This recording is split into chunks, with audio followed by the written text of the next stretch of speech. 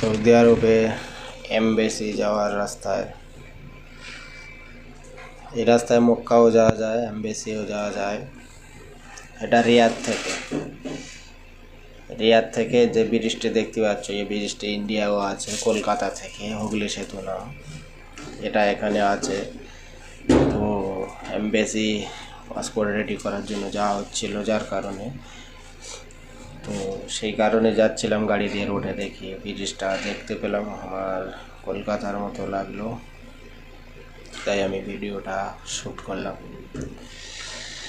ট্যাক্সিতে যাওয়ার সময় ভিডিওটা রিপ্লে করলাম, দেখি আমার এলাকার ব্রিজের মতো লাগে, কিন্তু না, এই ব্রিজটা এক সাইডে তারের আছে, আমাদের ইন্ডিয়া কলকাতা এটা দু সাইডে আছে, মানে প্লেয়ারটা এমন সিস্টেমে আছে, দুই সাইড থেকে আছে, এই সাইডেও আছে, এই সাইডে আছে।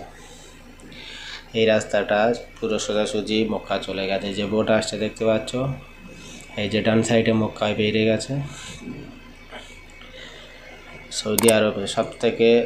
সৌদি আরবে রিয়াদ সব থেকে বড়, মানে ফাঁকা এলাকা। তার সাথে সাথে ফের আরেকটা জিনিস দেখা যায়, রিয়াদে সব থেকে কর্মসংস্থান বেশি, রিয়াদে কর্মসংস্থান বেশি, রিয়াদে কাজ বেশি, রিয়াদে জনসংখ্যা বেশি, রিয়াদে মরুভূমি বেশি, রিয়াদের তেলের ফ্যাক্টরি আছে, রিয়াদে আর কি সব কিছু পাবে, নারী ব্যবসা সব কিছু পাবে, মানে সর্বরাজ্যের লোক রিয়াদে পাবে, ভালো কাজের লোক, খারাপ কাজের লোক, মানে যে ধরনের লোক খুঁজবে, যে ধরনের কাজ আপনি খুঁজতে চাইবেন, সে ধরনের কাজ এই রিয়াদে পাবে। তার সাথে সাথে বলে রাখি একটা জিনিস, এসব রোডে সবসময় গাড়ি 80, 100, 120 নিচে চলে না, পাশাপাশি 4টে করে গাড়ি যাচ্ছে, 4টে 5টা করে গাড়ি যাওয়ার রাস্তা করা আছে, ও সাইডে আলাদা রোড, এ সাইডে একদিকে শুধু যাবে, শুধু খালি 5টা গাড়ি।